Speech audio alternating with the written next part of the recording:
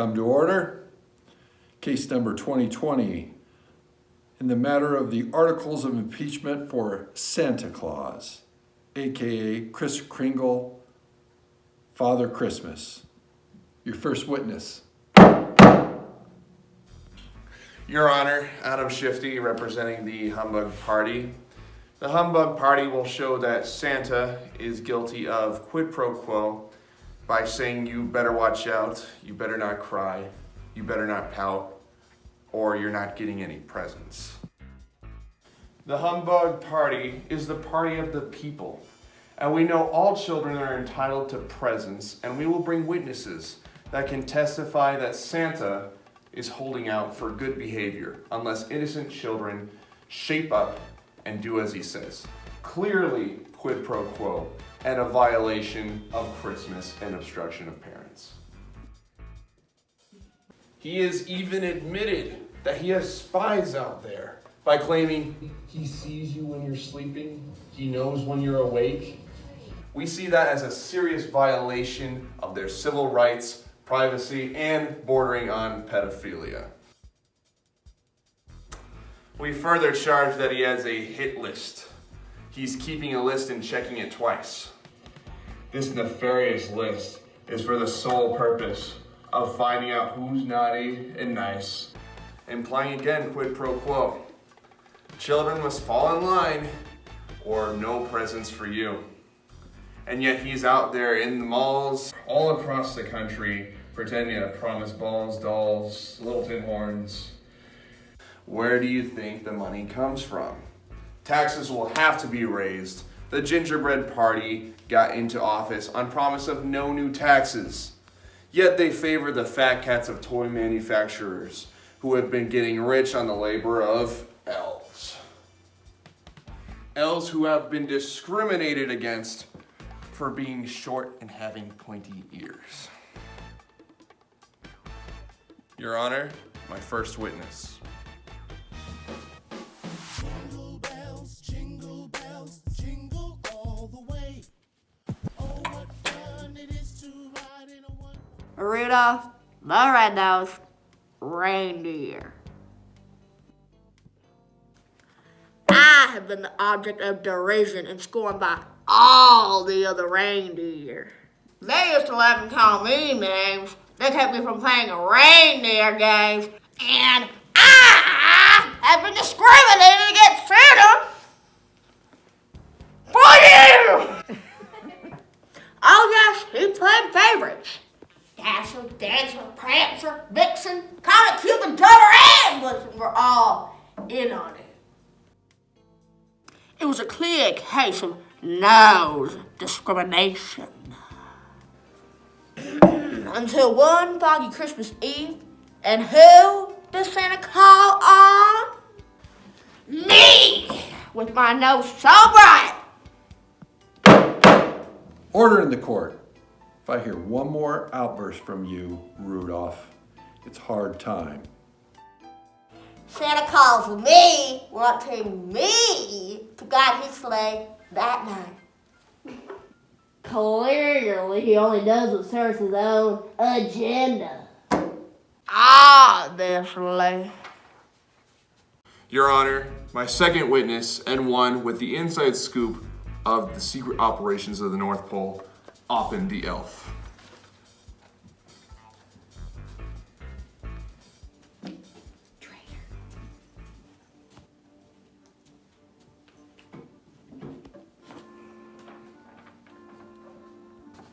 Your Honor, and the court, my name is Oppen the Elf, and I was an elf in Santa's workshop after being fired.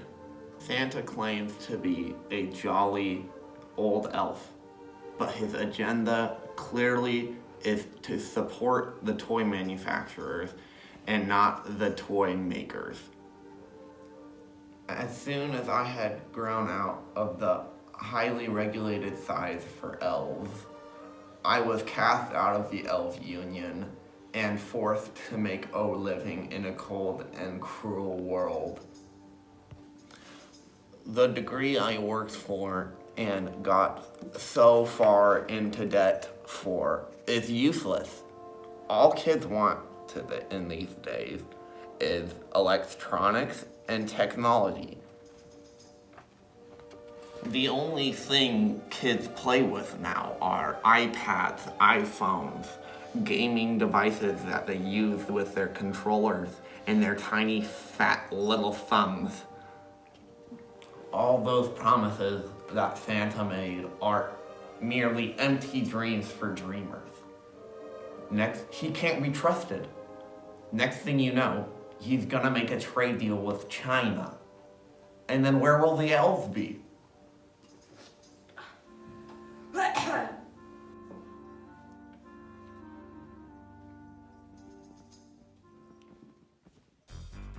Your Honor, my next witness, the Easter Bunny. Easter Bunny here. I am testifying on behalf of all the fictitious characters who are asked to give without any hope of thanks or return to our gratitude. I stand for those who give candy at Halloween without any hope of receiving anything in return. Just watching the children grab and run is all they get. The Tooth Fairy, who works nights without any hope of hearing any grateful childless, "Thank you, Tooth Fairy." Then they go on complaining that all they want for Christmas is their two front teeth. Well, they should have thought about that earlier when they were eating all the Halloween candy and Easter candy. Is it too much to ask for brushing your teeth at night?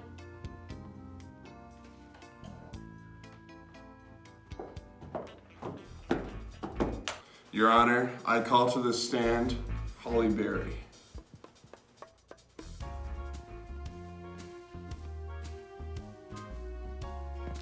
Holly here, Holly Berry. I've known Santa for many, many years. We've been very good friends. However, in 1960, I asked him for a baby blue convertible and a diamond ring, and did he bring it to me? Did he hurry down the chimney for me? No, I waited up for him all night. He is all talks and tweets. He built a wall between us, and though I protested and filed a Me Too complaint, did I hear from him? No. All I've heard from is from his lawyer.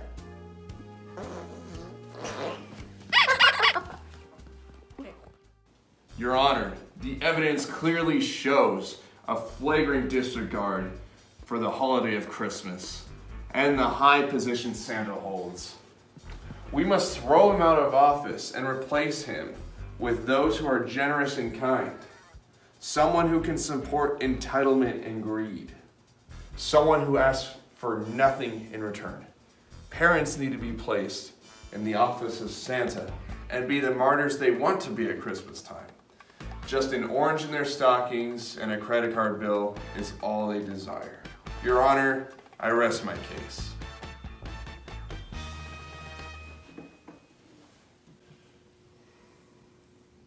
Very compelling testimony. But since this is a kangaroo court, there will be no witnesses for the defense. Case closed. I find in favor of the prosecution. Lies, fraudulent claims, not true, not true. Impeachment granted. Sorry, Santa Claus. It's all over.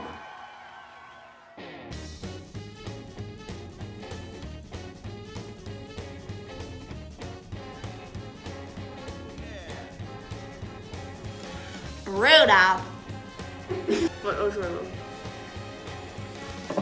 Rudolph, the red-nosed reindeer. They used to let. Hang on. They used to let. They used to let them call me names. They kept me from playing reindeer. And I have been discriminated against them for years. And I have been discriminated against Santa for years. And I against Santa for you. And I have been discriminating against Santa for you. And I have been discriminated against. And I have been discriminated against by Santa for years. It was a clear case of nose discrimination.